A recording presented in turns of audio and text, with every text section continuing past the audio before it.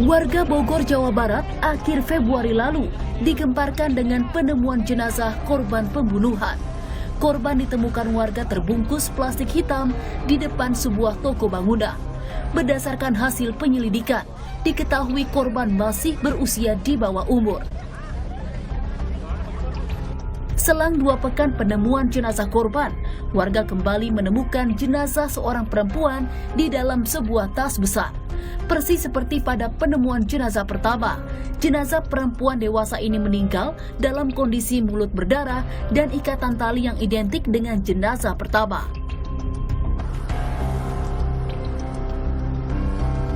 Atas fakta tersebut, kami mencoba datangi TKP. TKP pertama tepat berada di depan sebuah toko bangunan.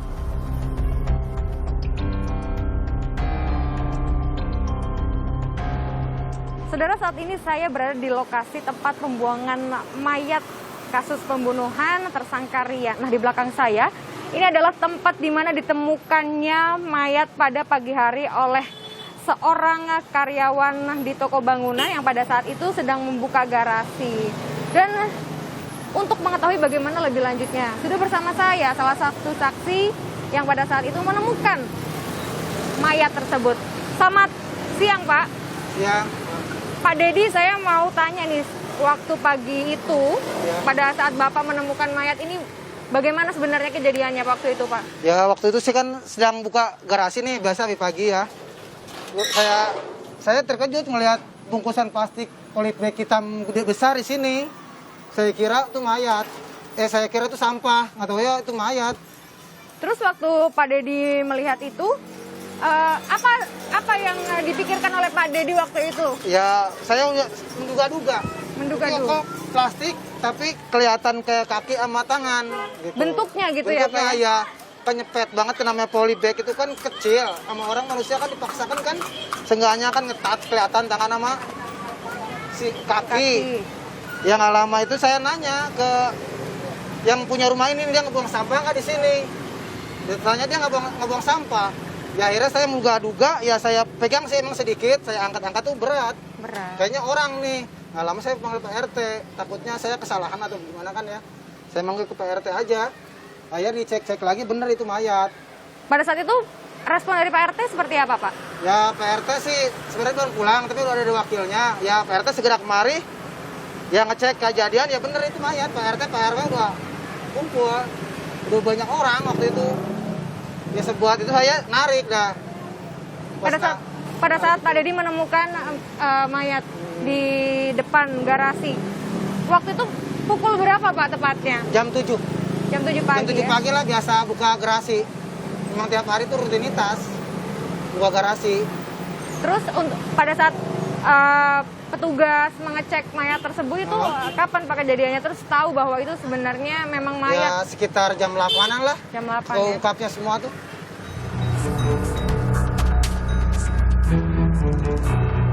Tersangka telah ditangkap dan kini mendekam di Polres setempat. Kepada polisi, tersangka mengaku berkenalan dengan kedua korban dari aplikasi pertemanan. Karena pembunuhan dilakukan dalam waktu yang berdekatan, polisi menuturkan tak menutup kemungkinan pelaku akan kembali melakukan pembunuhan. Kami mendapatkan laporan ditemukan adanya mayat dalam bungkus plastik di sebuah jalan, itu kan jalan raya ya. Kemudian kami melaksanakan olah TKP. Nah, sehingga dari olah TKP awal tersebut, kami berusaha untuk melakukan profiling terhadap tersangka. Mengapa mayat tersebut dibuang di pinggir jalan? Karena 20 meter dari situ ada sungai. Barang-barang lengkap. Barang-barang korban itu lengkap. Identitas korban pun ada di situ. Sehingga kita berpikir bahwa tersangka ini tidak ingin menghilangkan jejak mayat korban, tetapi memang ingin mengembalikannya kepada pihak keluarga. Ini saja sudah latar belakang yang profiling yang menurut kami cukup menarik. Kan lebih gampang kalau dia buang di sungai atau di tempat-tempat lain yang mungkin bisa ditemukannya agak lama gitu ya, tapi kan pinggir jalan.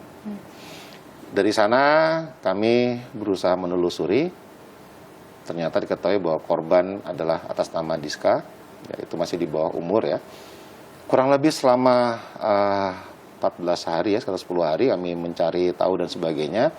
Akhirnya ada satu titik terang siapa pelakunya.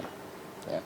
Kami melakukan observasi beberapa kerabatnya, ya, kerabat dari si korban, baik itu di dunia nyata atau dunia maya, gitu ya, sampai ke Indramayu dan berbagai tempat lainnya. Dan akhirnya pada tanggal 10 ya, 10 Maret ya, kami dikejutkan lagi. Ini sesaat sebelum penangkapan ya. Pagi kami dikejutkan lagi ada mayat ditemukan di daerah Puncak, di Pasar Angin, dengan ciri-ciri korban dari cara mengikat, ya, atau membuang. Ini mirip dengan kejadian Diska. Kami lakukan penangkapan sekitar pukul 19.00 tanggal 10 Maret terhadap tersangka Rian. Kemudian pada saat dilakukan penangkapan, kami menemukan ada 2 handphone di tangannya. Dan di satu handphone itu ternyata ada foto seorang wanita yang setelah kami dalami, ternyata itu adalah korban yang ditemukan pada pagi hari. Yang di kawasan Puncak. Ya. Nah, sehingga kami lakukan interogasi, kami lakukan penggeledahan lagi, ditemukan tas, kemudian ada plastik hitam besar, sama seperti yang ditemukan pada saat korban yang pertama, gitu ya. Nah, kemudian kami mendalami, ternyata keterangannya tersangka ini memang kedua korban itu adalah pelakunya adalah yang bersangkutan atas nama Rian, dia menghabisi. Ternyata modusnya hampir sama. Perkenalan antara tersangka dengan kedua korban itu adalah melalui media sosial. Kemudian kedua korban ini diajak di Kencan, di sebuah tempat di daerah Puncak, dan dihabisi di tempat yang sama.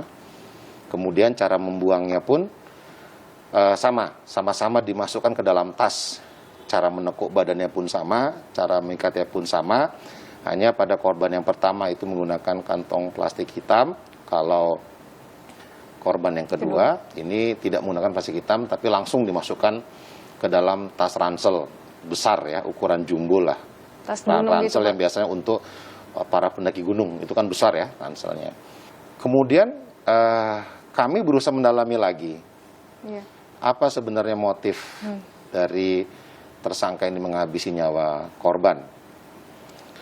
Yang pertama disampaikan bahwa memang barang-barang milik korban itu menjadi sasaran dari pelaku, kemudian dijual. Kami sudah berhasil mendapatkan kalung milik korban, ya, handphone milik korban juga kami dapat, gitu ya. Nah, pertanyaan kami kedua, kalau memang hanya itu, kenapa harus ada korban kedua? Kalau hanya sekedar untuk mengambil barang milik korban, pelaku ini kan profilnya adalah penjual online. Sangat mengerti bagaimana dunia penjualan online ya, cara untuk menjual, cara untuk merayu pembeli dan sebagainya, itu digunakan pada para korban, gitu ya. Nah, kenapa harus ada yang kedua, gitu ya? Nah, ini tentunya harus kita lakukan pendalaman lagi motif untuk yang kedua, walaupun memang yang kedua ini diambil juga barang-barangnya, gitu ya. Dalam jangka waktu hanya kurang lebih 2 minggu, 2 pekan, ada korban lagi. Nah, sehingga kami berpikir bahwa ini kalau tidak kami hentikan, kami lakukan penangkapan, mungkin 2 minggu lagi akan ada korban berikutnya. Itulah mengapa kami mengatakan ini hampir seperti serial killer. Hanya saja korbannya itu tidak dikubur atau korban tidak dibuang tempat, tapi dibiarkan terbuka dan jaraknya cukup dekat.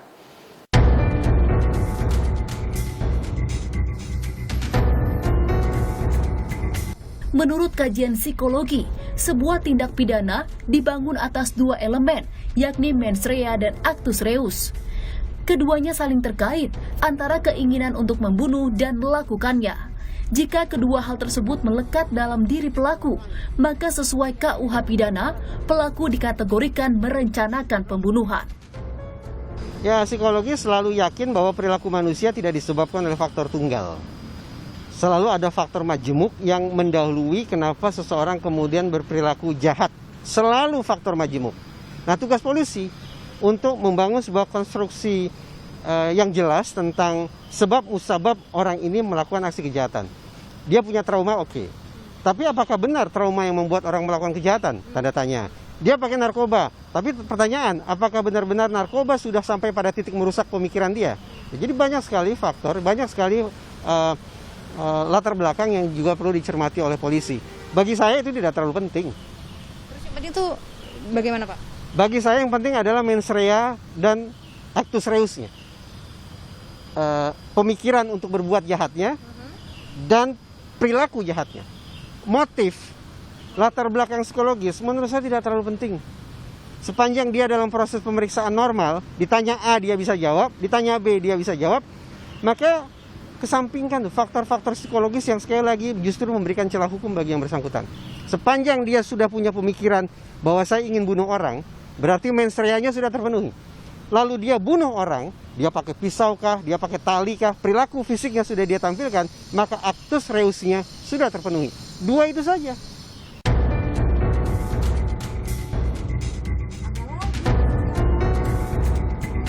Pada umumnya, tindak pidana di dalam jejaring media sosial bukanlah sesuatu yang baru. Kejahatan di dalam media ini terus berinovasi mengikuti perkembangan situasi. Dengan kasus pembunuhan dengan tersangka Rian dan ada 2 korban perempuan yang satu ini merupakan gadis di bawah umur gitu. Mereka berkenalan awalnya lewat sosial media, terus pada akhirnya terjadi pembunuhan, tindakan seksual dan juga pemerasan atau perampokan begitu. Kalau sebenarnya menurut Abah sendiri, tingkat pengaruh dari sosial media sendiri untuk kasus ini itu seperti apa, Bah? Terlebih untuk pelakunya sendiri, Bah? Kita harus memandangnya jangan terhadap satu kasus, tetapi kita harus memandang kepada kasus yang besar ya, urusan yang besar gitu. Tujuan dari sosial media itu sendiri adalah sesuatu yang baik ya, mengumpulkan interaksi orang-orang agar lebih mudah, tadinya malah introvert, tidak bertemu sama orang-orang, jadi mulai mau sharing, malah bisa terbuka tentang hobinya, tentang kegiatannya ya sehari-hari. Itu tujuan sosial media secara umum, dan itu direspons baik oleh masyarakat juga melakukan hal yang sama. Tetapi yang namanya sosial media, selalu orang sampai bergabung di dalam sosial media, semua mempunyai tujuan. Ada yang tujuannya ingin bersama-sama ketemu dengan orang yang sehobi, ada yang ingin bersama-sama ketemu dengan orang yang punya status sosial yang sama, ingin bersama-sama ketemu orang yang sesama alumni sekolahannya dulu, ingin bersama-sama sesama orang, dan ini itu, termasuk mencari pasangan. Nah, untuk biar tidak mudah terjebak, apa sih sebenarnya Pak antisipasi yang bisa dilakukan untuk pribadi gitu, biar tidak terjebak dengan hal-hal seperti ini, atau untuk menekan laju kejahatan? Oke, kalau tidak terjebak sedikit, saya melenceng dari telematika, tentu tetap soal keagamaan, sama selalu paling tidak dekat sama orang tua, dekat sama keluarga, berinteraksi lah, banyak komunikasi ya, dengan demikian Anda masukan-masukan. Pembunuhan berencana yang berawal dari perkenalan lewat media sosial, Facebook, di mana pelaku meminta korban untuk bertemu dan diiming-imingi sejumlah uang agar korban mau untuk melakukan hubungan seksual. Namun naas, setelah melakukan hubungan seksual, korban dibunuh dan jasadnya pun dibuang di pinggir jalan. Tentu ini menghebohkan warga Cilebut, Kabupaten Bogor. Meski kini pelaku sudah dibekuk dan ditahan di Polres Kabupaten Bogor. Namun menjadi penting diperhatikan bagaimana kasus ini bermula, yakni dari perkenalan lewat media sosial sendiri. Bagaimana media sosial pada akhirnya membuat atau mengubah perilaku dari seseorang ke seseorang lainnya. Bagaimana pada akhirnya orang tua dan juga lingkungan sekitar menjadi peran penting untuk mengontrol agar kejahatan ini bisa ditekan karena media sosial. Ini menjadi bukti bahwa media sosial tidak hanya menguntungkan tapi juga merugikan. Berbijaklah dalam menggunakan media sosial agar kejahatan pun bisa ditekan. Abel Insani, Alfa Farid, Kompas TV Bogor, Jawa Barat.